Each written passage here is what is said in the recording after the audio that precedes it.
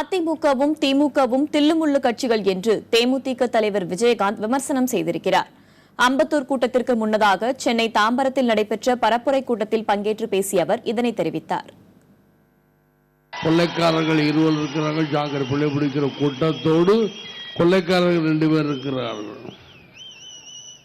ஒன்று அதிமுக, இன்னொன்று திமுக. அது அனைத்திலும் தில்லுமுள்ளு கட்சி. இது திராவிட கழகம் என்றால் தில்லுமுள்ளு கழகம்.